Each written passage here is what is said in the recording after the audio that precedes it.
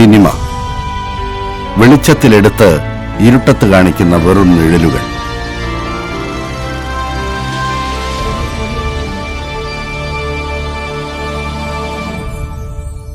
വാഴുന്നവരുടെയും വീഴുന്നവരുടെയും വേലി കെട്ടിത്തിരിച്ച കഥ പറച്ചിലുകൾ. ഓരോ സിനിമയും ഓരോ ടെക്സ്റ്റ് ബുക്കാണ്. മുതലിറക്കി ജീവിതം ഹോമിച്ച ഫാൽക്കെ സിനിമയ്ക്ക് വേണ്ടി കോടികൾ വിറ്റുതുലച്ച് ദാരിദ്ര്യത്തിൽ മുങ്ങി ഒടുവിൽ ആരാലും തിരിച്ചറിയാതെ മരണപ്പെട്ട മലയാള സിനിമയുടെ പിതാവ് ജെ.സി. ഡാനിയൽ. സിനിമയിൽ അഭിനയിച്ചതിന്റെ പേരിൽ പരസ്യമായി വസ്ത്രാക്ഷേപം ചെയ്യപ്പെട്ട് ഒടുവിൽ നാടുവിട്ടു പോകേണ്ടി വന്ന നമ്മുടെ ആദ്യ നായിക പി.കെ. റോസി തുടങ്ങി എത്രയെത്ര പേരുകൾ. സിനിമ ഒരു ദൃശ്യാനുഭവത്തിനപ്പുറം ഭാഗ്യനിർഭാഗ്യങ്ങളുടെ ജാതകക്കുറിപ്പ് കൂടിയാണ്. ആരവങ്ങൾക്കിടയിൽ അടയാളപ്പെടുത്താതെ പോയ വരകളുടെയും വർണ്ണങ്ങളുടെയും ലോകത്ത് അഭിരമിച്ചു നടന്ന് അനന്തമായ കാലത്തിലേക്ക് പറന്നകന്ന ഒരു മിന്നാമിനിങ്ങിന്റെ നുറുങ്ങുവെട്ടം. പരവൂർ പി. ജയ്സിംഗ്. കോടമ്പക്കത്തെ പൈപ്പ് വെള്ളത്തിന്റെ രുചി അറിയാതെ, താരങ്ങളുടെ പെട്ടി ചുമക്കാതെ സിനിമയുടെ വിസ്മയ ലോകത്തിൽ എത്തിപ്പെട്ടയാളാണ് പരവൂർക്കാരുടെ സ്വന്തം സിംഗ്. ദേശീയ അവാർഡ് ജേതാവായ പരവൂരിലെ ഗൗതമൻ കൈപിടിച്ച് രാമു കാര്യാട്ടിനെ ഏൽപ്പിച്ച സിംഗ് ഭരതനെയും IV ശശിയെയും കാണുകയും തന്റെ കയ്യക്ഷരത്തിലൂടെ മലയാള സിനിമയുടെ സാന്നിധ്യം വരച്ചിടുകയും ചെയ്തു. ശശിയുടെ അടുത്ത ചിത്രത്തിലേക്ക് ക്ഷണിക്കുമ്പോഴേക്കും ഭരതൻ ചിത്രത്തിൽ തുടക്കം കുറിച്ചിരുന്നു. ഭരതൻ, തോപ്പിൽ ഭാസി, അരവിന്ദൻ, പത്മരാജൻ, ലെനിൻ രാജേന്ദ്രൻ തുടങ്ങി മഹാരഥന്മാരുടെ ചിത്രങ്ങളിൽ സഹകരിക്കാനും അദ്ദേഹത്തിന് കഴിഞ്ഞു. 1985 അമ്പിളി സംവിധാനം ചെയ്ത സീൻ നമ്പർ 7 എന്ന ചിത്രത്തിലൂടെ കലാസംവിധാനത്തിന് സംസ്ഥാന പുരസ്കാരത്തിന് അർഹനായ ജയസിംഗ് രഥചക്രം എന്ന ചിത്രത്തിലൂടെ സ്വതന്ത്ര സംവിധായകനായി മാറുകയും ചെയ്തു. 90കളിൽ ഒരു വാഹന അപകടത്തെ തുടർന്ന് സിനിമയിൽ നിന്നും വിട്ടുനിൽക്കേണ്ടി വന്ന സിംഗിന് രണ്ടാം ഊഴം വിദൂരമായിരുന്നു. സംവിധായകന് നിയന്ത്രണം നഷ്ടപ്പെട്ട പുതിയ ചലച്ചിത്ര സമീപനങ്ങളോട് അദ്ദേഹത്തിന് പൊരുത്തപ്പെടാൻ കഴിഞ്ഞില്ല. ഗ്രീക്ക് പണ്ഡിതൻ ഹെറാക്ലീറ്റസ് ഒരിക്കൽ പറഞ്ഞു, ഒരു പുഴ നിങ്ങൾക്ക് രണ്ടാമത് കടക്കാൻ കഴിയില്ല. കാരണം പുഴയിലെ വെള്ളം ഒഴുകിക്കൊണ്ടേയിരിക്കും. രണ്ടാമത് കടക്കുമ്പോൾ അത് വേറൊരു പുഴയാണ്. ബഹുമാന്യരെ, കലാസാംസ്കാരിക രംഗത്ത് സവിശേഷ വ്യക്തിത്വത്തിനുടമയായ വ്യക്തിയായിരുന്നു പരവൂർ പി. ജയസിംഗ്. അദ്ദേഹം 2019 ഒക്ടോബർ 28 രാവിലെ അന്തരിക്കുകയുണ്ടായി. അദ്ദേഹത്തിൻ്റെ 1ാം ചരമവാർഷിക ദിനമാണ് ഇന്ന്. ഈ 1ാം ചരമവാർഷിക ദിനത്തിൽ പരവൂർ ഫൈൻ ആർട്സ് സൊസൈറ്റി അദ്ദേഹത്തെ അനുസ്മരിക്കുകയാണ്. 1976 പരവൂർ ഫൈൻ ആർട്സ് സൊസൈറ്റി രൂപീകൃതമാവുന്നത്. ഫൈൻ ആർട്സ് സൊസൈറ്റിയുടെ രൂപീകരണത്തിൽ പരവൂർ ജയസിംഗിന് മുഖ്യ പങ്കുണ്ടായിരുന്നു. ഫാസിൻ്റെ സ്ഥാപക കമ്മിറ്റി അംഗം കൂടിയായിരുന്നു Jayasingh. 2018 Paravur fine arts society office മന്ദിരത്തിൻ്റെ ഉദ്ഘാടന വേളയിൽ ഫാസിൻ്റെ സ്ഥാപക കമ്മിറ്റി അംഗങ്ങളെ ആദരിക്കുന്ന ചടങ്ങ് സംഘടിപ്പിച്ചിരുന്നു. ജയസിംഗ് ഉൾപ്പെടെ 3 പേരെയാണ് അന്ന് ആദരിച്ചത്. അങ്ങനെ ജയസിംഗിനെ ആദരിക്കുന്നതിനും അഭിനന്ദിക്കാനുള്ള അവസരം ഫാസിന് ലഭിക്കുകയുണ്ടായി. ജയസിംഗ് മരിക്കുന്നതിന് 1 മാസത്തിന് മുമ്പ്, കൃത്യമായി പറഞ്ഞാൽ 2019 സെപ്റ്റംബർ 27 ഫാസിൻ്റെ ആഭിമുഖ്യത്തിൽ സംസ്ഥാന അടിസ്ഥാനത്തിൽ ദേവരാജ സംഗീത മത്സരം നടത്തിയിരുന്നു. ആ മത്സരത്തിൽ വിജയികളായവർക്കും പങ്കെടുത്തവർക്കും സർട്ടിഫിക്കറ്റ് നൽകിയിരുന്നു. ആ സർട്ടിഫിക്കറ്റുകൾ വളരെ കമനീയമായി എഴുതി തയ്യാറാക്കിയത് ജയസിംഗ് തൻ്റെ സ്വന്തം കയ്യക്ഷരത്തിലായിരുന്നു. അങ്ങനെ ഫാസിൻ്റെ ആരംഭം മുതൽ ജയസിംഗ് അന്തരിക്കുന്നതുവരെ അദ്ദേഹവും ഫാസുമായി സുദൃഢമായ ബന്ധമാണ് നിലനിന്നിരുന്നത്. ഇക്കാര്യത്തിൽ ഫാസിന് തികച്ചും ചാരിതാർത്ഥ്യമുണ്ട്. ഈ അനുസ്മരണ സമ്മേളനത്തിൽ ആരാധ്യനായ പരവൂർ നഗരസഭാ ചെയർമാനും സിംഗിൻ്റെ സഹപ്രവർത്തകരും സുഹൃത്തുക്കളും ഇവരെല്ലാം ഈ അനുസ്മരണ വേദിയിലേക്ക് ഹൃദയപൂർവ്വം ഹാർദമായി സ്വാഗതം ചെയ്യുന്നു. പരവൂർ ഫൈൻ ആർട്സ് സൊസൈറ്റിയുടെ സ്ഥാപക കമ്മിറ്റി അംഗവും പരവൂരിലെ സാംസ്കാരിക പരിപാടികളിൽ സജീവ സാന്നിധ്യവുമായിരുന്നു ജയസിംഗ്. ചലച്ചിത്ര രംഗത്ത് പരവൂരിൽ തിളങ്ങി നിന്ന ഒരു കലാകാരനായിരുന്നു പരവൂർ ശ്രീ ജയസിംഗ്. സംവിധാന രംഗത്തും അറിയപ്പെടുന്ന ഒരു കലാകാരനായിരുന്നു. അദ്ദേഹത്തിൻ്റെ ദേഹവിയോഗം വളരെ പെട്ടെന്നായിരുന്നു, വളരെയധികം പെട്ടെന്ന്. പരൂക്കാർക്ക് അഭിമാനകരമായിരുന്നു ജയസിംഗിൻ്റെ ഈ കലാരംഗത്തുള്ള പ്രവർത്തനങ്ങൾ. അദ്ദേഹം അന്തരിച്ചിട്ട് 1 വർഷം ഇപ്പം പൂർത്തീകരിക്കുകയാണ്. പരവൂരിനും സിനിമാ ലോകത്തും വലിയ നഷ്ടം തന്നെയാണ് അദ്ദേഹത്തിൻ്റെ വിയോഗം. ഈ രംഗത്ത് നമ്മുടെ പരവൂർ ഫൈനാൻസ് ക്ലബ്ബ് അദ്ദേഹത്തിനെ ഓർക്കാനും അദ്ദേഹത്തിൻ്റെ 1 വർഷത്തെ ഈ കാലം പിന്നിടുന്ന ഈ അവസരത്തിൽ അദ്ദേഹത്തിന് വേണ്ടി ഇങ്ങനൊരു ചടങ്ങ് ഇത് സംഘടിപ്പിക്കുവാനും തയ്യാറായതിൽ വളരെയധികം അവരോട് കടപ്പെട്ടിരിക്കുന്നു. ഫൈനാൻസിനോടുള്ള നന്ദി പരവൂർ നഗരസഭയ്ക്ക് വേണ്ടി ഞാൻ രേഖപ്പെടുത്തുകയാണ്. പരവൂർ ഫൈനാൻസ് സൊസൈറ്റി സംഘടിപ്പിക്കുന്ന ജയസിംഗ് അനുസ്മരണത്തിന് എല്ലാവിധ ആശംസകളും. ജയസിംഗ് ചലച്ചിത്ര മേഖലയിൽ ഒരുപാട് വർഷമുണ്ടായിരുന്ന പ്രതിഭാധനനായ ഒരു കലാകാരനാണ്. എൻ്റെ ചെന്നൈയിലെ കാലത്തിനിടയ്ക്ക് എനിക്ക് ജയസിംഗുമായിട്ട് നല്ല പരിചയമുണ്ടായിരുന്നു, അടുപ്പുണ്ടായിരുന്നു. സംവിധായകൻ ഭരതൻ്റെ കൂടെ ജയസിംഗ് ഒരുപാട് കാലം വർക്ക് ചെയ്തിട്ടുണ്ട്. ഭരതൻ്റെ മികച്ച സിനിമകൾ തകര, കാറ്റത്തെ കിളിക്കൂട്, ആരവം പോലെയുള്ള മികച്ച സിനിമകളിലൊക്കെ ഭരതൻ്റെ സഹായിയായിട്ട് പ്രവർത്തിച്ചിട്ടുള്ള ആളാണ് ജയസിംഗ്. സംവിധാന സഹായിയായിട്ടും കലാസംവിധാന സഹായിയായിട്ടും പ്രവർത്തിച്ചിട്ടുള്ള ആളാണ് ജയസിംഗ്. ഞാൻ ഭരതൻ്റെ കൂടെ വർക്ക് ചെയ്യുമ്പോൾ അന്ന് സജീവമായിട്ട് ഭരതൻ്റെ കൂടെ വർക്ക് ചെയ്യുന്നില്ലെങ്കിൽ പോലും ജയസിംഗ് ഭരതൻ്റെ വീട്ടിലെ ഒരു നിത്യസന്ദർശകനായിരുന്നു. അന്നും കലാസംവിധാന സഹായിയായിട്ട് ജയസിംഗ് പ്രവർത്തിച്ചിട്ടുണ്ട്. ഞങ്ങൾ ഒരുമിച്ച് ഞാൻ സഹസംവിധാനമായിട്ട് വർക്ക് ചെയ്യുമ്പോൾ ജയസിംഗ് ഭരതൻ്റെ കൂടെ കലാസംവിധാന സഹായിയായിട്ട് പ്രവർത്തിച്ചിട്ടുണ്ട്. അങ്ങനെ വ്യക്തിപരമായിട്ട് വളരെ അടുപ്പുള്ള ഒരാളായിരുന്നു ജയസിംഗ്. എന്നെ സംബന്ധിച്ചോളം മദ്രാസിൻ്റെ ജീവിതകാലത്താണ് ജയസിംഗുമായിട്ടുള്ള ഒരു ആത്മബന്ധം ഉണ്ടായിരുന്നത്. പലപ്പോഴും പല രീതിയിലും ആശയവിനിമയ കാര്യങ്ങളിലൊക്കെ തന്നെ അദ്ദേഹത്തിൻ്റെ സിനിമയോടുള്ള ആഭിമുഖ്യം വളരെയധികം മനസ്സിലാക്കിയിട്ടുണ്ട്. നല്ല സിനിമയുടെ പക്ഷത്ത് നിൽക്കുന്ന ആളായിരുന്നെന്നും ജയസിംഗ്. ഒരു സിനിമ മാത്രമേ അദ്ദേഹം സംവിധാനം ചെയ്തിട്ടുള്ളൂ, സ്വതന്ത്രമായിട്ട് സംവിധാനം ചെയ്തിട്ടുള്ളൂ. കലാസംവിധായകൻ എന്നുള്ള രീതിയിൽ സംസ്ഥാന ഗവൺമെൻറ്റിൻ്റെ അവാർഡ് നേടിയിട്ടുണ്ട് സീൻ നമ്പർ 7 എന്ന അമ്പിളി സംവിധാനം ചെയ്ത സിനിമയിലൂടെ. ഏതായാലും ജയസിംഗ് ഇപ്പോൾ നമ്മോടൊപ്പം ഇല്ല, വലിയൊരു നഷ്ടമാണ്. അദ്ദേഹം ഒരു കലാകാരൻ എന്നുള്ള രീതിയിൽ അദ്ദേഹത്തിൻ്റെ പ്രതിഭ മുഴുവൻ തെളിയിക്കാതെയാണ് കടന്നുപോയത്. അത് വിധിയുടെ ഒരു അവസ്ഥ തന്നെയായിരിക്കാം. എങ്കിലും അദ്ദേഹത്തിൻ്റെ ഈ അഭാവത്തിൽ അദ്ദേഹത്തെ ഓർക്കാൻ നിങ്ങൾ നാട്ടുകാരും സുഹൃത്തുക്കളും ഒക്കെ നടത്തുന്ന ഈ അനുസ്മരണ സമ്മേളനത്തിന് ഞാൻ ആദ്യം സൂചിപ്പിച്ച പോലെ അസാന്നിധ്യം കൊണ്ടാണെങ്കിൽ പോലും ഇത്തരം ഒരു ആശംസയായിട്ട് വരാൻ കഴിഞ്ഞതിൽ എനിക്ക് സന്തോഷമുണ്ട്. അദ്ദേഹത്തിൻ്റെ കുടുംബാംഗങ്ങളോട് എൻ്റെ എല്ലാ ഭാവങ്ങളും അറിയിക്കുന്നു. അദ്ദേഹത്തിൻ്റെ ആത്മാവിന് നിത്യശാന്തി നേർന്നുകൊള്ളുന്നു. സംവിധായകൻ കമൽ.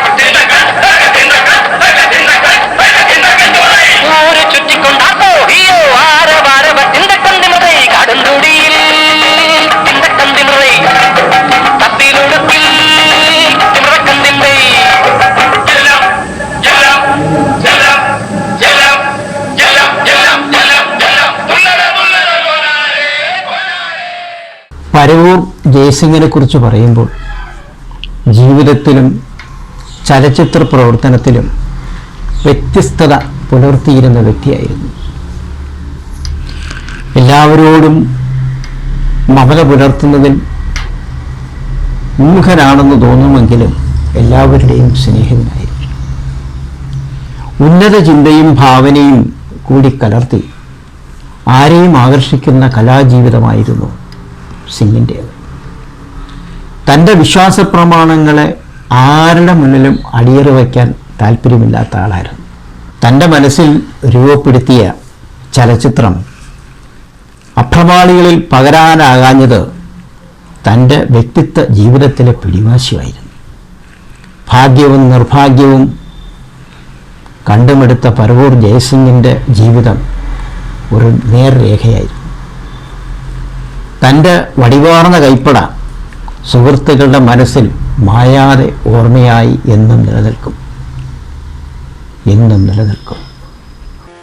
ഗോപികേ നിന്ദിരൽ തുമ്പുരും നിവിതുമ്പി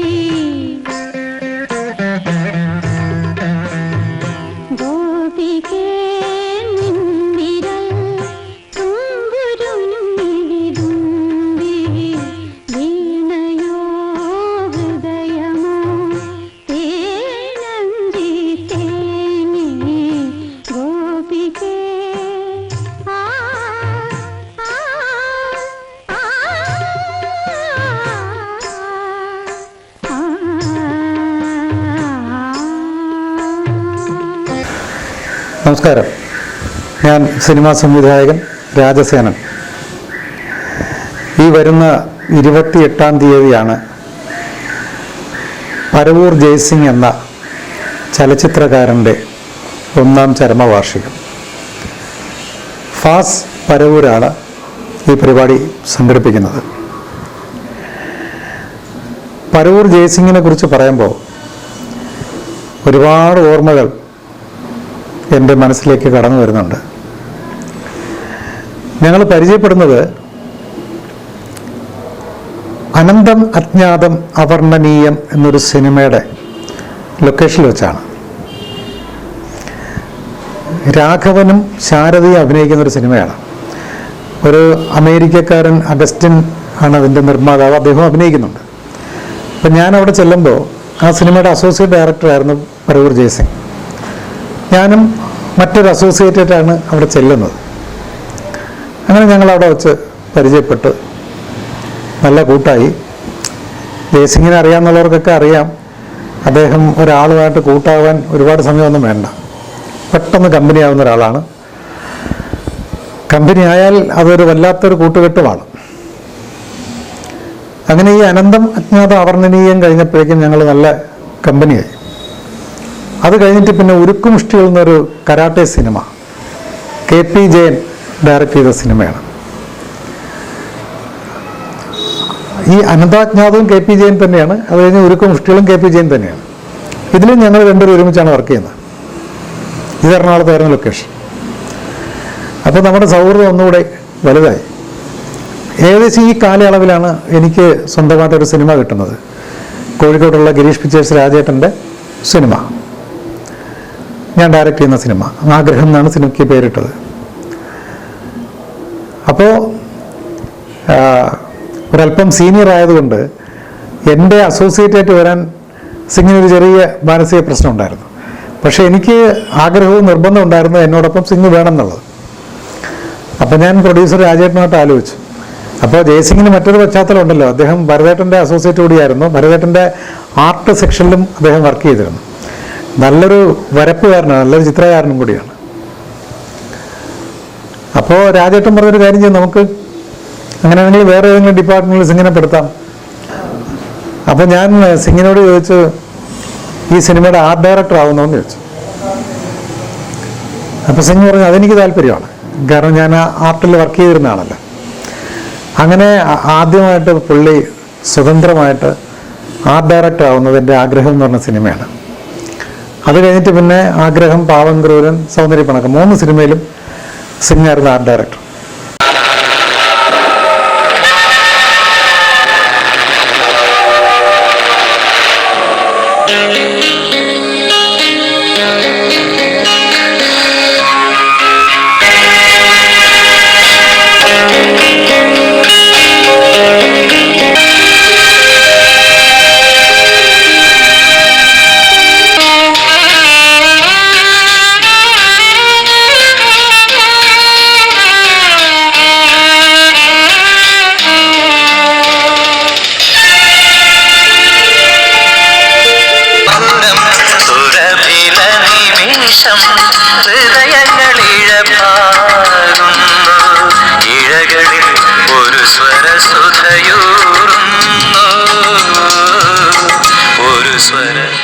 വളരെ നല്ല സുഹൃത്തുക്കളെ പോലെ, സഹോദരങ്ങളെ പോലെ 3 സിനിമയിൽ ഒന്നിച്ച് വർക്ക് ചെയ്തു.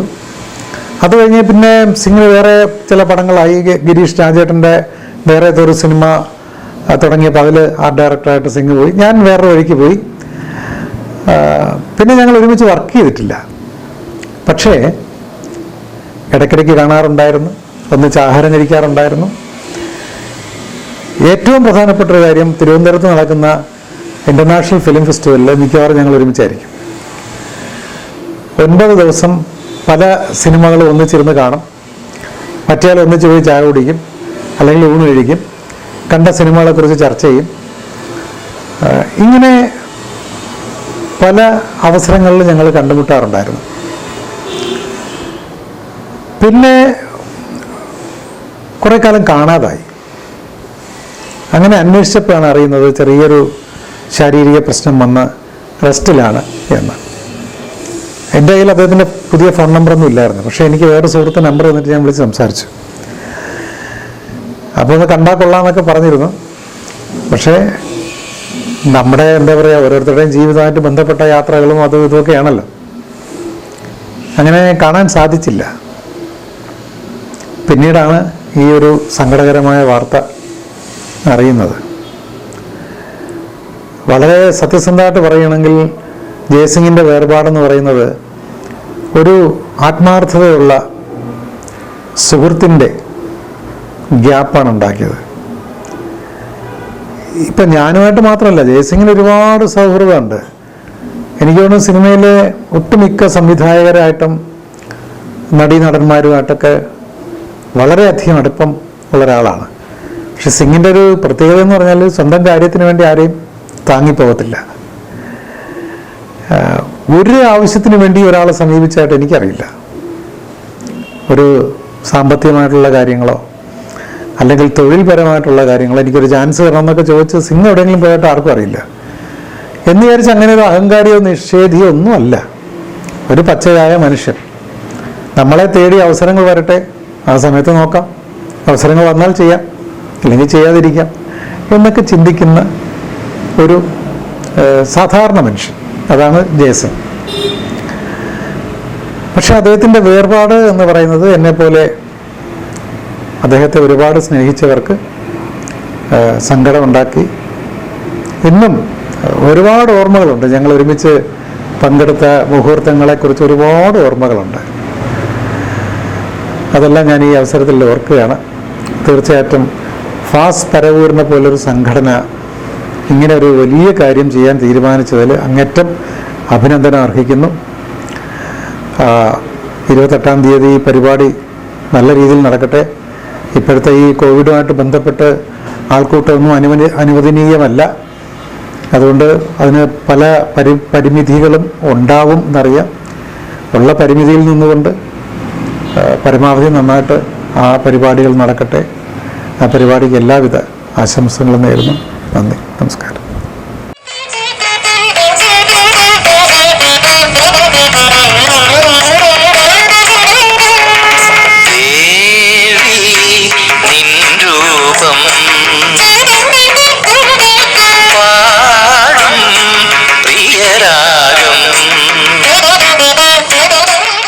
പ്രിയമുള്ളവരെ, ഞാൻ വിനയൻ. എൻ്റെ പ്രിയ സുഹൃത്തായിരുന്ന പറവൂർ പി ജയ്സിംഗിനെ കുറിച്ച് ഇങ്ങനെ ഒരു അനുസ്മരണം നടത്താൻ തയ്യാറായ പറവൂർ ഫൈൻ ആർട്സ് സൊസൈറ്റിയെ ഞാൻ ആദ്യമായി അഭിനന്ദിക്കട്ടെ. ജയ്സിംഗിനെ ഒരു സിനിമാക്കാരനായി എനിക്ക് കാണാൻ കഴിയില്ല. അതിനുമപ്പുറം നിഷ്കളങ്കനായ ഒരു സുഹൃത്തിന്റെ സ്മരണമാണ് അദ്ദേഹത്തെക്കുറിച്ച് ഓർക്കുമ്പോൾ ഉണരുന്നത്. എല്ലാവരെയും സുഹൃത്തെ എന്ന് വിളിച്ചിരുന്ന നിഷ്കളങ്കനായ ഒരു സുഹൃത്ത്. സിനിമാ ഫ്രെയിമുകളുടെ സൗന്ദര്യം ഭാവനകൾക്കും അപ്പുറത്തേക്ക് എത്തിച്ച് എക്കാലത്തെയും മഹാനായ ചലച്ചിത്രകാരൻ ഭരതേട്ടന്റെ കൂടെ നിന്ന് സിനിമ പഠിക്കാൻ കഴിഞ്ഞതാണ് ജയ്സിംഗിന് കിട്ടിയ ഏറ്റവും വലിയ ഭാഗ്യം. പക്ഷെ ആ ഭാഗ്യം മുഴുവനായി തന്റെ കലാജീവിതത്തിൽ നിലനിർത്താൻ അദ്ദേഹത്തിന് കഴിഞ്ഞില്ല എന്നത് ജയ്സിംഗിന്റെ നിർഭാഗ്യവുമായി ഞാൻ കരുതുന്നു. സിനിമയിൽ ഒരു കലാകാരന്റെ കഴിവിനെ പോലെ തന്നെ ഭാഗ്യനിർഭാഗ്യങ്ങൾക്കും വലിയ പ്രസക്തിയുണ്ട് എന്നതൊരു സത്യം തന്നെയാണ്. പിന്നീട് എൻ്റെ ആദ്യ സിനിമകളിൽ ജയ്സിംഗ് കലാസംവിധായകനായി പ്രവർത്തിച്ചു. എൻ്റെ ഉറ്റ സുഹൃത്തായി മാറി.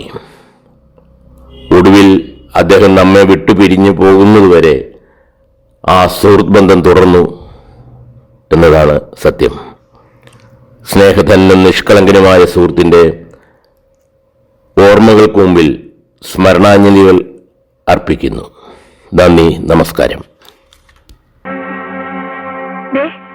എനിക്കൊരു കാര്യം പറയാനുണ്ട്. ഇനി എന്നെ ഉപദ്രവിക്കരുത്. ഇരിക്കണമെന്നും അല്ല ഞാൻ. ഒരു പെണ്ണിനെ ഇതിലും കൂടുതൽ എങ്ങനെയാ ദ്രോഹിക്കുക? പ്ലീസ്, ഇനിയെങ്കിലും എന്നെ ഒന്ന് വെറുതെ വിടൂ. ലതയ്ക്ക് ഇത്രമാത്രം പ്രയാസം ഉണ്ടാക്കിയതിൽ എനിക്ക് വിഷമമുണ്ട്. ഒരു കാര്യം പറഞ്ഞേക്കാം. ഇപ്പോൾ നിങ്ങൾ എന്റെ മേലധികാരിയാണ്, സമ്മതിച്ചു. പക്ഷേ എന്നെ വിലക്കെടുക്കാമെന്ന് കരുതണ്ട. ക്ഷമിക്കൂ. ഞാൻ കൂടെ തന്നത് ലതികയെ ഇത്രമേൽ അസ്വസ്ഥയാക്കുമെന്ന് ഞാൻ പ്രതീക്ഷിച്ചില്ല.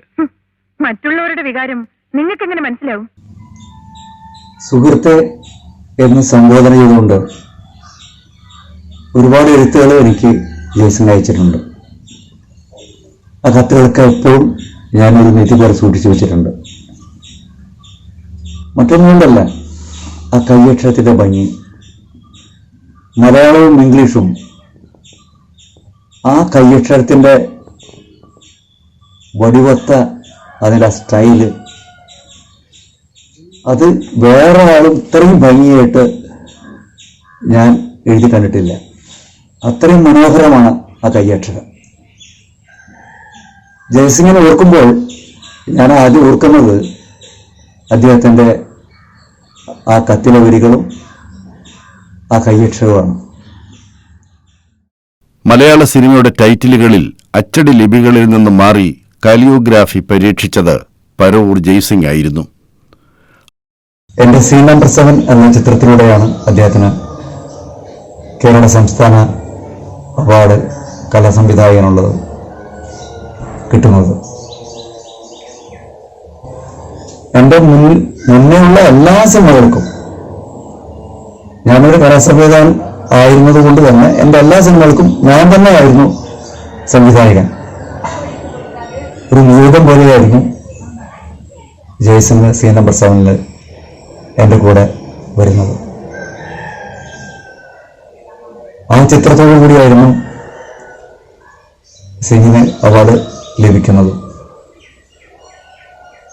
അദ്ദേഹത്തെക്കുറിച്ച് പറവൂർ ഫാസ് ഒരു അനുസ്മരണ മീറ്റിംഗ് വെച്ചപ്പോൾ അദ്ദേഹത്തിൻ്റെ അനിയൻ സാബു എന്നെ വിളിച്ച് ഈ കാലഘട്ടത്തിൻ്റെ ഈ ഒരു അന്തരീക്ഷത്തിൽ നേരിട്ട് ഒരു അനുസ്മരണ പ്രഭാഷണം നടത്താൻ സാഹചര്യം പറ്റാത്തതുകൊണ്ട് ഒരു വീഡിയോ ക്ലിപ്സ് എടുത്ത് അയക്കണം എന്ന് പറഞ്ഞതുകൊണ്ട് അതിൻ്റെ പരിമിതികൾ ഞാൻ മനസ്സിലാക്കുന്നുണ്ട്. ഒന്ന്, സമയത്തിൻ്റെ ദൈർഘ്യം, മറ്റെല്ലാ തരത്തിലുള്ള പരിമിതികളും അതിനകത്തുണ്ട്. എങ്കിലും ജീവിതത്തിൻ്റെ കഴിഞ്ഞുപോയ ഇതുവരെയുള്ള എൻ്റെ ആ കാലഘട്ടത്തിലെ ഒരു വലിയ കാലയളവ് ജയസിംഗിൻ്റെ കൂടെ ഉണ്ടായിരുന്നു. പലപ്പോഴും തമ്മിൽ കണ്ടുമുട്ടിയില്ലെങ്കിലും ഇടയ്ക്ക് ഫോൺ ചെയ്തും ഇടയ്ക്ക് തിരുവനന്തപുരത്തോ എറണാകുളത്തോ എവിടെയെങ്കിലും വെച്ച് ഞങ്ങൾ കണ്ടുമുട്ടുമായിരുന്നു. പറവൂർ എന്ന് പറയുന്ന ദേശം, അതിൻ്റെ ജീവിതത്തിൽ ഞാൻ കുട്ടിക്കാലത്ത് ആദ്യം കേൾക്കുന്നത് ദേവരാജൻ മാഷ് കൂടിയാണ്, സംഗീത സംവിധായകൻ. അതുല്യ പ്രതിഭ, സംഗീതത്തിന്റെ ചക്രവർത്തി പറവൂർ ദേവരാജൻ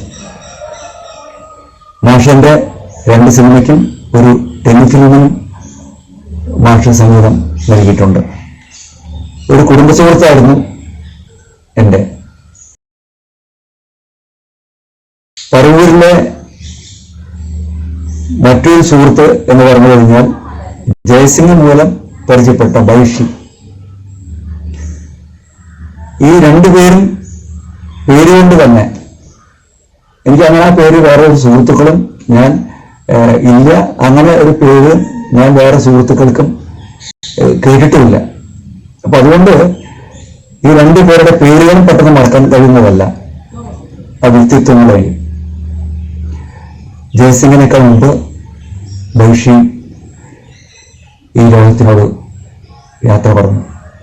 ജയസിംഗിന്റെ ഒരു അനുസ്മരണം സംഘടിപ്പിക്കാൻ ഈ ഒരു ഘട്ടത്തിലും മുന്നോട്ട് വന്ന പറവൂർ ഫാസിനെ ഞാൻ അഭിനന്ദിക്കുകയാണ്.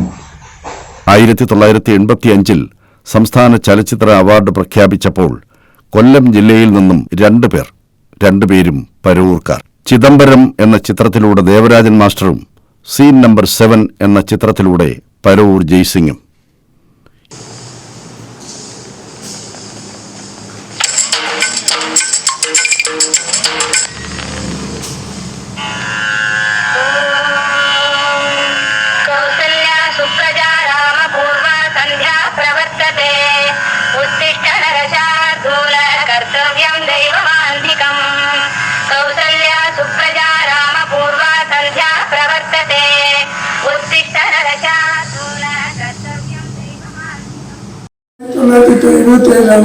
മിസ്റ്റർ ജയസിംഗുമായിട്ട് ബന്ധപ്പെട്ടത്. സിംഗിൻ്റെ സുഹൃത്തും അതോടൊപ്പം എൻ്റെ ജ്യേഷ്ഠൻ്റെ സ്ഥാനമായിരുന്നു. സിംഗിൾ വർക്ക് ചെയ്യുന്ന എല്ലാ ചിത്രങ്ങളിലും എന്നെ ക്ഷണിക്കുകയും ആ ലൊക്കേഷനിൽ പോകാറുണ്ടായിരുന്നു. അതോടൊപ്പം എനിക്കൊരു ചിത്രം പ്രൊഡ്യൂസർ ആഗ്രഹം വരികയും സിംഗറിനെ സമീപിക്കുകയും സിംഗറിനെ കൊണ്ട് ആദ്യമായിട്ട് ഞാൻ സംവിധാനത്തിറക്കുകയും സിംഗറിനെ ആദ്യമായി സംവിധാനം ചെയ്ത ചിത്രം ഞാൻ പ്രൊഡ്യൂസ് ചെയ്ത ചിത്രമാണ്. എൻ്റെ ആദ്യത്തെ സിനിമ പ്രൊഡ്യൂസ് ചെയ്ത ചിത്രം രഥയാത്ര സിംഗറിൻ്റെ ആദ്യത്തെ സംവിധാന ചിത്രം അത് തന്നെയായിരുന്നു.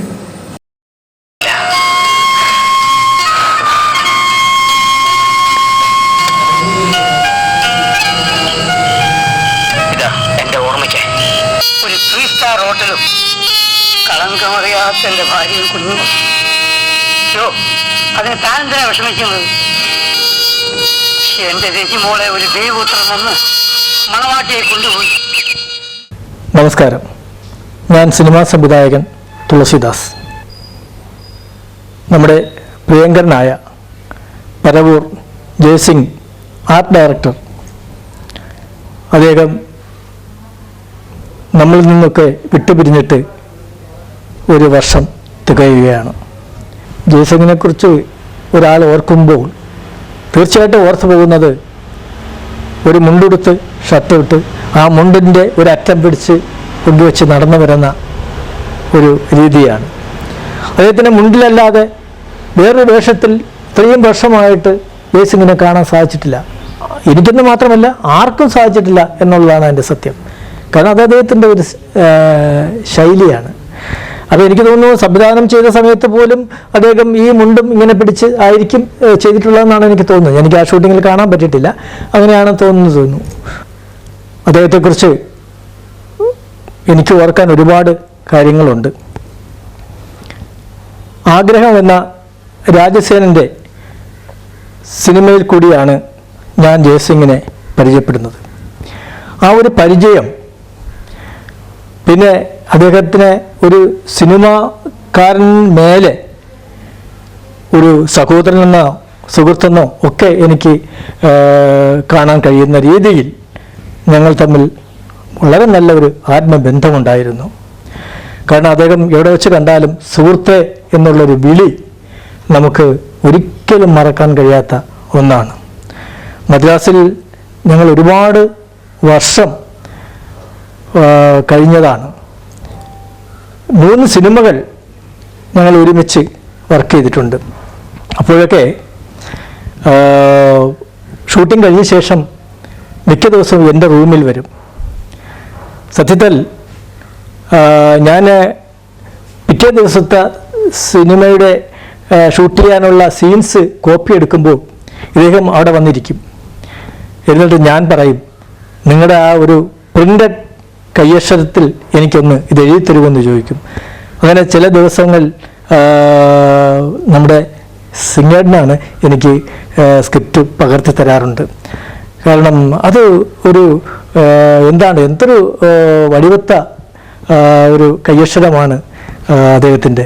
അതുപോലെ തന്നെ നിഷ്പ്രയാസം ചില ചിത്രങ്ങൾ വരച്ച് നമ്മളെ കാണിക്കാറുണ്ട്.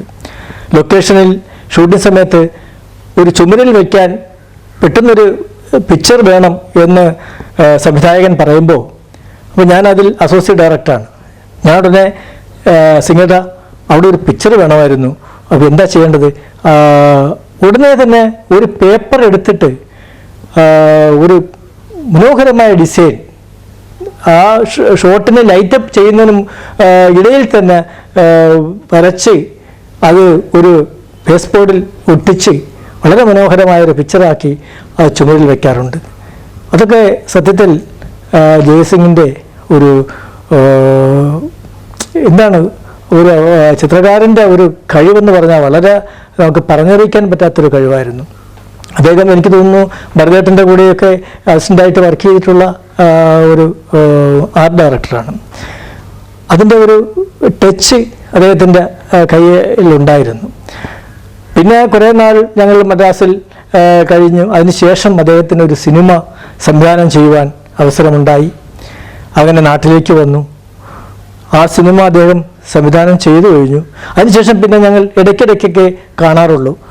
കാരണം ഫെസ്റ്റിവൽ തിരുവനന്തപുരത്ത് ഫിലിം ഫെസ്റ്റിവലൊക്കെ നടക്കുമ്പോൾ ഞങ്ങൾ കൂട്ടിമുട്ടാറുണ്ട്.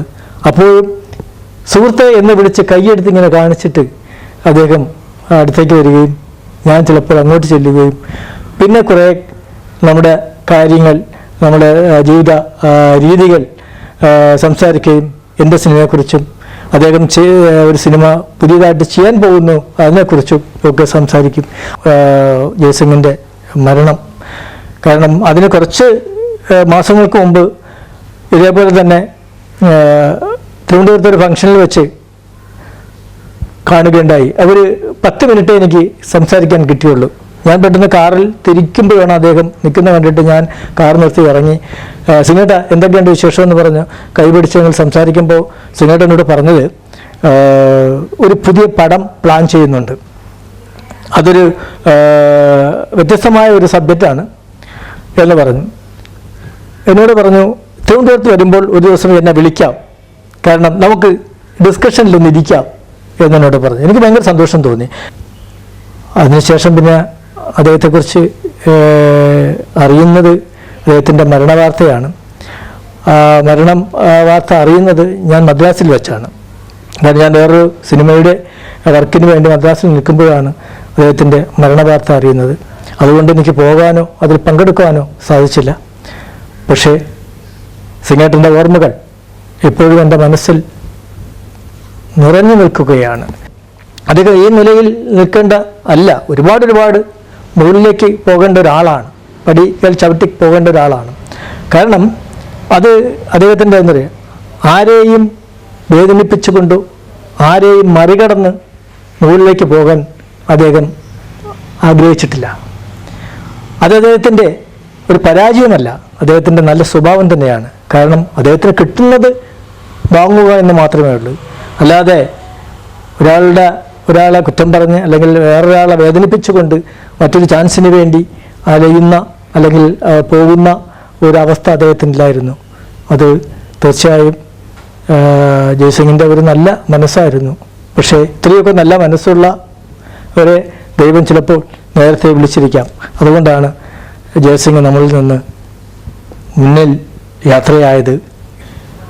ഈ കോവിഡിൻ്റെ പശ്ചാത്തലത്തിൽ നിന്നുകൊണ്ട് തന്നെ ഇത്തരം ഒരു പരിപാടി ജയസിംഗിൻ്റെ ഓർമ്മക്കുറിപ്പ് സംഘടിപ്പിക്കുവാൻ തയ്യാറായി വന്ന പരവൂർ പാസിന് എൻ്റെ പ്രത്യേക നന്ദി അറിയിക്കുന്നു. എന്നെ സ്വയം പരിചയപ്പെടുത്താം. ഞാൻ എൻ്റെ പേര് കല്ലിയൂർ ശശി. തുടക്കത്തിൽ പ്രൊഡക്ഷൻ എക്സിക്യൂട്ടീവായും പ്രൊഡക്ഷൻ മാനേജർ, പ്രൊഡക്ഷൻ എക്സിക്യൂട്ടീവായി തുടങ്ങി. പിന്നെ ഇപ്പോൾ നിർമ്മാതാവിൻ്റെ വേഷത്തിലാണ് ഇപ്പോൾ നിൽക്കുന്നത്. എൻ്റെ ആദ്യകാല, അതായത് എനിക്ക് തോന്നുന്നു 80കളിൽ പരിചയപ്പെട്ട പരവൂർ ജയസിംഗ് എന്നാണ്. എൻ്റെ ഒരു അനുസ്മരണമാണ് ഇവിടെ ഇന്ന് പരവൂർ ഫൈൻ ആർട്സ് സൊസൈറ്റി സംഘടിപ്പിച്ചിരിക്കുന്ന ഈ ഒരു അനുസ്മരണം എന്ന് പറയുന്നത്. 80കളിലാണ് ഞാൻ ജയസിംഗിനെ പരിചയപ്പെടുന്നത്. പരിചയപ്പെട്ട അന്ന് മുതൽ വേർപിരിയുന്ന അന്ന് വരെ ഒരു പിണക്കവുമില്ലാത്ത ഒരു നല്ല ആത്മാർത്ഥതയുള്ള ഒരു സുഹൃത്താണ്. ഒരു അതുല്യ കലാകാരനാണ്. പക്ഷെ ആ കലാകാരൻ അതുല്യത പ്രകടിപ്പിച്ചിട്ടുള്ള കലാകാരന്, അല്ലെങ്കിൽ അത് അർഹിക്കുന്ന കലാകാരന് അർഹിക്കുന്ന പരിഗണന മലയാള സിനിമയിൽ ലഭിച്ചോ എന്ന് ചോദിച്ചാൽ ഇല്ല എന്നേ പറയാൻ പറ്റും. അത്രയധികം വലിയൊരു കലാഹൃദയമുള്ള ഒരു വ്യക്തിയായിരുന്നു ജയസിംഗ്. ശരിക്കും പറഞ്ഞാൽ ഞങ്ങൾ ഈ ചെന്നൈ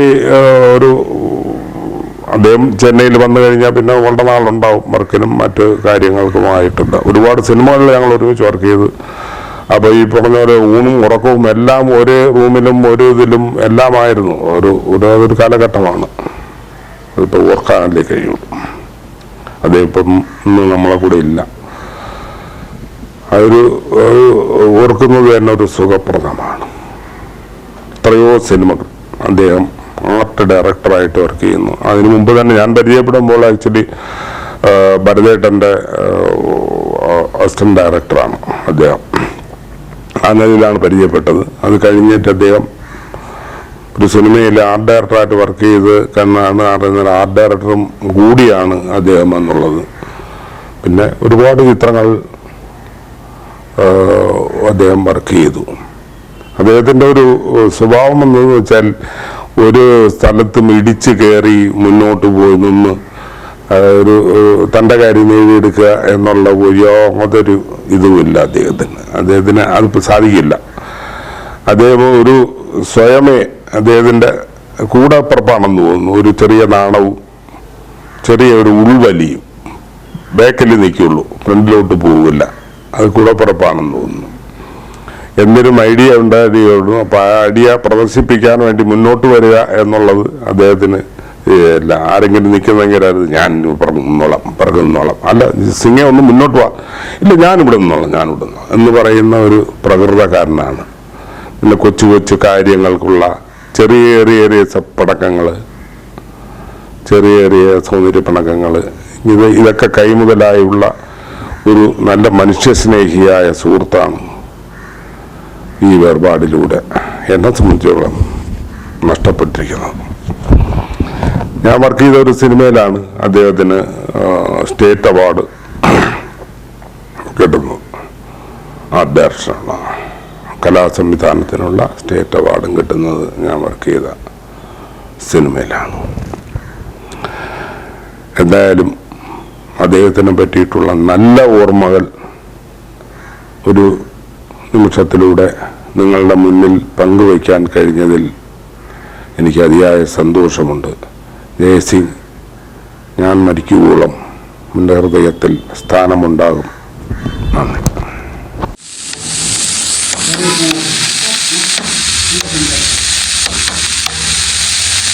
ആയിരം പേടിക്കുന്ന ചെമ്പൂകിടാരത്തിലെ നിറകെട്ട കാറിരുളോട് നാനായി നിലാവൂടെ ഇല്ലായേ തിരുവടിയേ അടിച്ചു തളിച്ച രാവു പകലാക്കി പട്ടും വെള്ളം വിരിപ്പിച്ചു കൊണ്ടാരേ നന്ദാർ വിളക്കു കൊളുത്തി കൊണ്ടാരേ. ശ്രീ പി ജയസിംഗിൻ്റെ 1ാം ചരമവാർഷികത്തിൽ അദ്ദേഹത്തെ അനുസ്മരിച്ചുകൊണ്ട് ചില കാര്യങ്ങൾ പറയാനുള്ളത്, ഞാനും ഞങ്ങൾ പല സുഹൃത്തുക്കളും സിംഗണ്ണൻ എന്ന് വിളിക്കുന്ന ആ വ്യക്തി തികഞ്ഞ ഒരു കലാകാരനായിരുന്നു. അദ്ദേഹത്തിൻ്റെ ജീവിതം അദ്ദേഹം സിനിമയ്ക്ക് വേണ്ടി സമർപ്പിച്ചതാണ്. വളരെ ചെറുപ്പ കാലഘട്ടത്തിൽ തന്നെ മദ്രാസിൽ, ഈ പരവൂരിൽ നിന്നും വന്ന മദ്രാസിൽ പോയി പല സംവിധായകരോടൊപ്പം പ്രവർത്തിക്കുകയും ഏറ്റവും പ്രധാനമായിട്ട് അന്നത്തെ പ്രമുഖ സംവിധായകനായിരുന്ന ഭരതൻ്റെ കീഴിൽ കലാസംവിധാനവും അസിസ്റ്റന്റ് സംവിധായകനായും ആയിട്ടും ഒക്കെ തന്നെ അദ്ദേഹം പ്രവർത്തിച്ചു. സിനിമയിൽ ആദ്യമായിട്ട് എഴുത്തുകൊണ്ടുള്ള ടൈറ്റിൽ കാർഡ്, കയ്യക്ഷര എഴുത്തുകൊണ്ടുള്ള ടൈറ്റിൽ കാർഡ് കൊണ്ടുവന്നത് തന്നെ അദ്ദേഹമാണ്. അദ്ദേഹം 2 സിനിമ സംവിധാനം ചെയ്യുകയുമുണ്ടായി. അന്നത്തെ ഒരു സാഹചര്യത്തിൽ അദ്ദേഹത്തിൻ്റെ മനസ്സിനിണങ്ങിയ സിനിമകൾ ആ 2 സിനിമയെ അദ്ദേഹത്തിൻ്റെ മനസ്സിനിണങ്ങിയ രീതിയിൽ സംവിധാനം ചെയ്യാവുന്ന ഒരു സാഹചര്യം അദ്ദേഹത്തിന് കിട്ടിയിരുന്നില്ല. ലോ ബഡ്ജറ്റിൽ അന്നത്തെ ഒരു കൊമേഴ്സ്യൽ സങ്കല്പത്തിനനുസരിച്ചുള്ള 2 സിനിമകളാണ് അദ്ദേഹം ചെയ്യാൻ കഴിഞ്ഞത്. അദ്ദേഹം ഒരു നല്ല സിനിമ സംവിധാനം ചെയ്യുന്നതിന് വേണ്ടി എല്ലാ കാലവും അദ്ദേഹം മനസ്സിലിട്ടുകൊണ്ട് നടന്നിരുന്ന ഒരു സങ്കല്പമായിരുന്നു. പക്ഷെ അദ്ദേഹത്തിനുണ്ടായിരുന്ന ഒരു ദൗർബല്യം, അങ്ങനെ ഒരു സിനിമ നിർമ്മിക്കാൻ വേണ്ടി ഒരു പ്രൊഡ്യൂസറുടെ പിറകെ പോയി അദ്ദേഹത്തിനെ അങ്ങനെ ഒരു കീഴടങ്ങി വർത്തമാനം പറയാനുള്ള ഒരു മനസ്സ് അദ്ദേഹത്തിന് ഇല്ലാതെ പോയതാണ് ഒരു നല്ല സംവിധായകനായിട്ട് മാറാൻ, ഒരു നല്ല സിനിമ സംവിധാനം ചെയ്യാൻ അദ്ദേഹത്തിന് കഴിയാതെ പോയ കാര്യം. അതോടൊപ്പം തന്നെ മറ്റൊരു കാര്യം എടുത്ത് പറയേണ്ടത്, അദ്ദേഹത്തിൻ്റെ ചലച്ചിത്രോത്സവങ്ങളിലെ പങ്കാളിത്തമാണ്. കേരളത്തിൽ 10-24 വർഷമായി നടക്കുന്ന അന്താരാഷ്ട്ര ചലച്ചിത്രോത്സവത്തിൻ്റെ ഒന്നാമത്തെ എപ്പിസോഡ് മുതൽ 23-ാമത്തെ എപ്പിസോഡ് വരെയും ഒരെണ്ണം പോലും വിടാതെ കണ്ടതാണ് അദ്ദേഹം. എത്ര തിരക്കേറിയ ഷൂട്ടിങ്ങിനിടയിലും പരവൂർ പുറ്റിങ്ങൽ ഉത്സവത്തിന് ഭരതനോട് അവധി ചോദിച്ച് പരവൂരിലെത്തുന്ന സിംഗ്. 2010 സജി പരവൂർ സംവിധാനം ചെയ്ത ജനകനായിരുന്നു ജയസിംഗിന്റെ അവസാന ചിത്രം. സീൻ നമ്പർ 7 എന്ന് പറഞ്ഞ സിനിമയുടെ കാലം തൊട്ടാണ് ഞാൻ സിംഗണ്ണനെ അല്ലെങ്കിൽ ജയസിംഗിനെ ശ്രദ്ധിക്കാൻ തുടങ്ങി. ആ സിനിമയിലെ പ്രേതം നടന്നു പോകുമ്പോൾ കാൽപ്പത്തിൽ താഴുന്ന ഒരു സീൻ ഉണ്ടായിരുന്നു. ഞാൻ വെച്ചത് യഥാർത്ഥത്തിൽ ഒപ്റ്റിക്കൽ വർക്കിലാണ് ചെയ്യുന്നത് വെച്ച്. പക്ഷെ വളരെ ചെറിയൊരു ചിലവിൽ ഒരു തൊട്ട് താഴെ ഒരു പലക വെച്ചിട്ട് ആ ഒരു ലേഡിയുടെ കാലിൻ്റെ വലുപ്പത്തിൽ സിംഗണ്ണൻ അത് അറേഞ്ച് ചെയ്യാമായിരുന്നു പിന്നീട് അദ്ദേഹം പറഞ്ഞിട്ടുണ്ട്. ഞങ്ങൾ തമ്മിൽ ഒരുമിച്ച് വർക്ക് ചെയ്ത ഒത്തിരി സിനിമകളുണ്ട്. എന്നെ പ്രത്യേകം ആകർഷിച്ച ഒരു കാര്യം അദ്ദേഹത്തിൻ്റെ വെള്ള ഷർട്ടും വെള്ള മുണ്ടും കയ്യിലൊരു കർച്ചീഫും വെള്ളച്ചിരി. ദേഷ്യപ്പെട്ട് സിംഗണ്ണൻ ആരോട് എന്തെങ്കിലും സംസാരിക്കുന്നത് ഞാൻ ഇതുവരെ കണ്ടിട്ടില്ല. ഞാൻ എപ്പോഴും സിംഗണ്ണനോട് പറയാം, മലയാള സിനിമയ്ക്ക് ഒത്തിരി ആൾക്കാരെ സംഭാവന ചെയ്തൊരു നല്ല വ്യക്തിയാണ് സിംഗണ്ണൻ. സാബു, ശ്രീജിത്ത്, എന്തിനാ ഇപ്പോൾ ഏറ്റവും വലിയ ഡയറക്ടറായ അരുൺ ഗോപി, അദ്ദേഹത്തിനെയൊക്കെ കൊണ്ട് സിനിമയിലേക്ക് കൊണ്ടുവന്നു. അരുൺ ഗോപിയും ഞാനും സിംഗണ്ണനും ശ്രീജിത്തും ഒക്കെ ഒരുമിച്ച് വർക്ക് ചെയ്തൊരു പടമാണ് രാജം ബി ദേവിൻ്റെ അച്ഛൻ്റെ കൊച്ചുമൊക്കെ. സാബു, ജോൺസൺ, അങ്ങനെ കുറേ ആൾക്കാർ അതിനകത്തുണ്ടായിരുന്നു. അദ്ദേഹം മരിച്ചു എന്ന് അറിഞ്ഞപ്പോൾ ഞെട്ടിപ്പോയി. കാരണം അതിന് 2 ദിവസം മുമ്പ് ഞങ്ങൾ ദീർഘനേരം ഫോണിൽ സംസാരിച്ചിരുന്നു അസുഖത്തെക്കുറിച്ച്. എന്തായാലും ഈ ഒരു അവസരത്തിൽ സിംഗണ്ണനെ അനുസ്മരിക്കാൻ ഇതിന്റെ സംഘാടകർ എനിക്കൂടെ ഒരു അവസരം തന്നില്ല.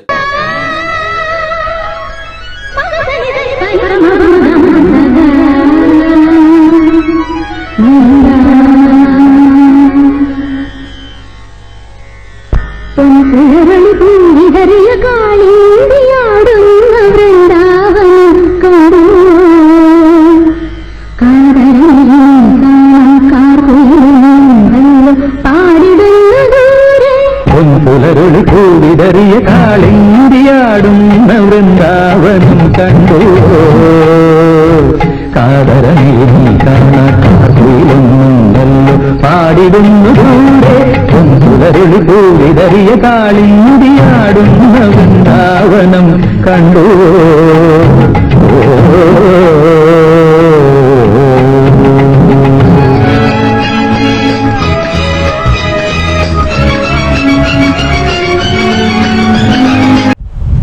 ഞാൻ ഗോപികൃഷ്ണ ചലച്ചിത്ര അക്കാദമിയിൽ ജോലി ചെയ്തിരുന്നു.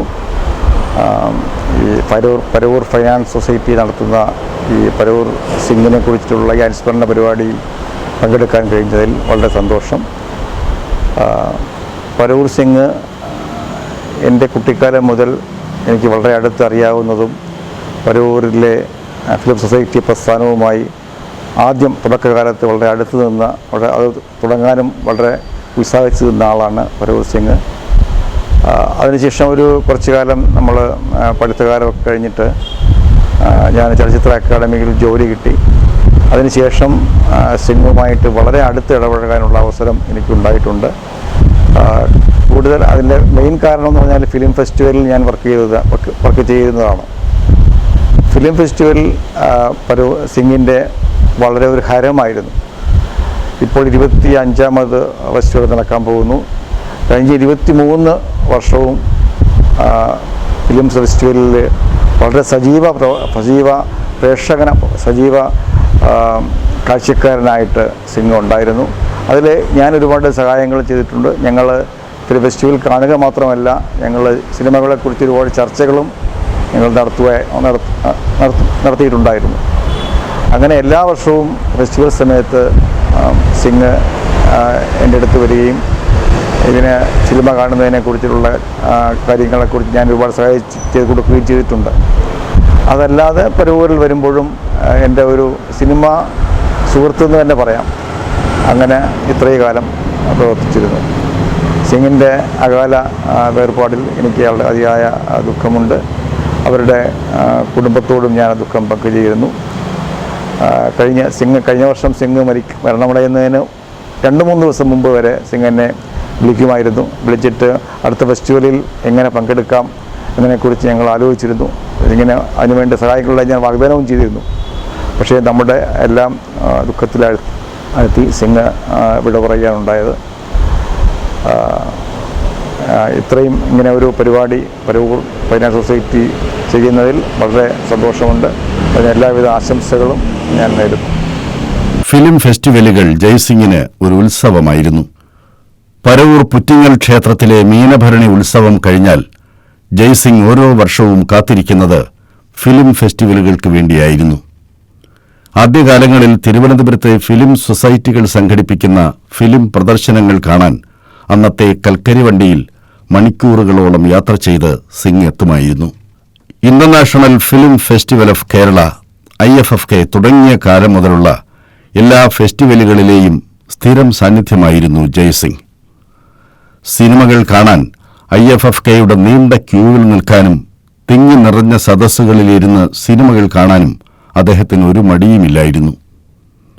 ജയ്സിംഗിന്റെ അവശേഷിക്കുന്ന ആഗ്രഹങ്ങളിലൊന്നായിരുന്നു ഗോവ ഫെസ്റ്റിവലിൽ പങ്കെടുക്കണമെന്നത്. ഞാൻ ബാലുനാരാണ്. ടെലിവിഷൻ പരമ്പരകളിലും സിനിമകളിലും അസോസിയേറ്റ് ഡയറക്ടറായിട്ടും നടനായും വർക്ക് ചെയ്തുകൊണ്ടിരിക്കുന്നു. ഞാനിപ്പോൾ പറയാൻ പോകുന്നത് ഞാൻ വളരെയധികം സ്നേഹിക്കുകയും ബഹുമാനിക്കുകയും ചെയ്യുന്ന ജയ്സിംഗ് എന്ന് പറയുന്ന ഒരു മഹാനായ ആർട്ട് ഡയറക്ടറെ കുറിച്ചാണ്. കേരളത്തിൽ ദൂരദർശനിൽ പരമ്പരകളുടെ ആരംഭം ആദ്യമായിട്ട് 3 പരമ്പരകളാണ് വന്നത്. അതിൽ ഒന്നാണ് വൈതരണി.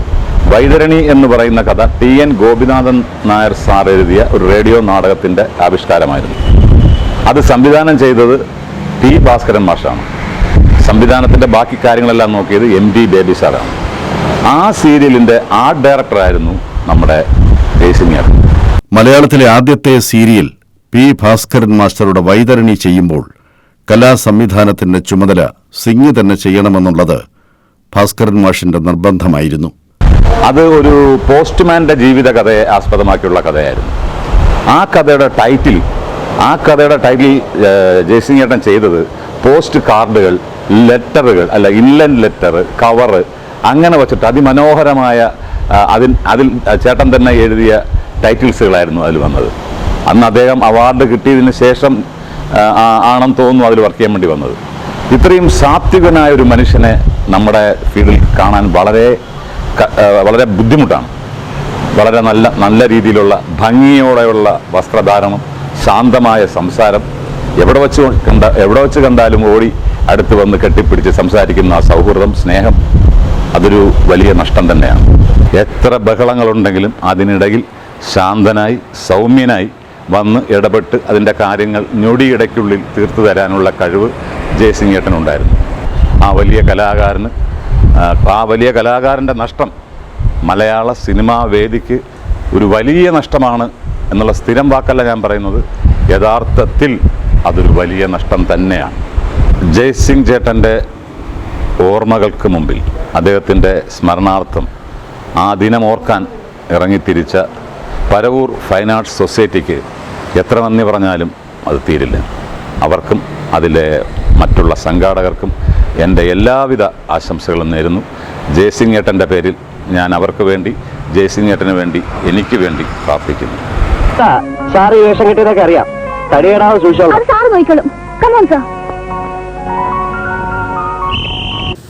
ഞാൻ പരൂർ ഫോട്ടോ സ്റ്റുഡിയോ എന്ന സ്ഥാപനത്തിൽ ഏകദേശം 50 വർഷമായി വർക്ക് ചെയ്യുന്ന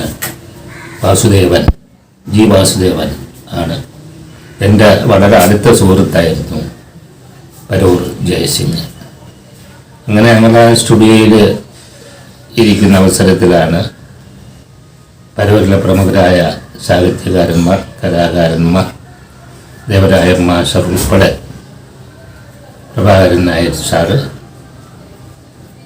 MK രാഘവൻപിള്ള സാറ് ഉൾപ്പെടെ ഒരു സംഗമം സ്റ്റുഡിയോയിൽ നടത്തുകയും അതിൽ നിന്ന് പ്രചോദനം സിംഗനുണ്ടായി. അദ്ദേഹത്തിന് മദ്രാസിലേക്ക്, ഫിലിം ഫീൽഡിലേക്ക് ദേവരായ മാസ്റ്ററുടെ സൗകര്യത്തോടുകൂടി കൊണ്ടുപോയി അദ്ദേഹത്തെ ഈ കലാസംവിധാന ആ വിഭാഗത്തിലേക്ക് ഉയർച്ചയിൽ കൊണ്ടുവരികയും 83 കാലഘട്ടത്തിൽ സംസ്ഥാനത്തെ ഏറ്റവും നല്ല കലാസംവിധായകനുള്ള അവാർഡ് നേടിയെടുത്തൊരു വ്യക്തി കൂടിയായി അദ്ദേഹം. സിനിമയുടെ നീണ്ട റീലുകൾ പോലെ അവശേഷിക്കുന്ന ഒരു സ്വപ്നമായിരുന്നു എന്റെ കയ്യൊപ്പ് പതിഞ്ഞ സിനിമ.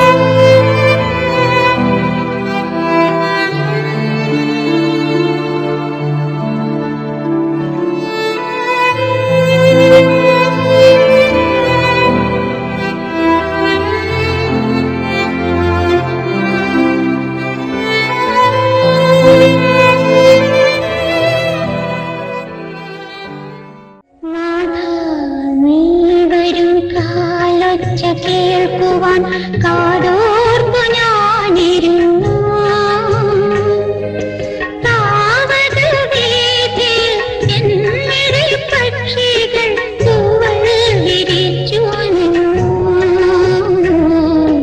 നാഥ നീ വരും കാലൊച്ച കേൾക്കുവാൻ കാതോർപ്പു ഞാനിരുന്നു.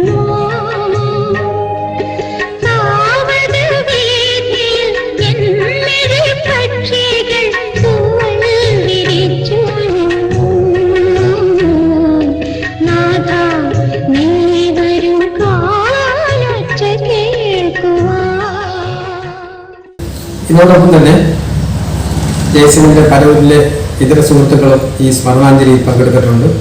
അവർക്കെല്ലാവർക്കും വാസൻ്റെയും എൻ്റെയും പേരിൽ നിശ്ചയമായ നന്ദി രേഖപ്പെടുത്തുന്നു.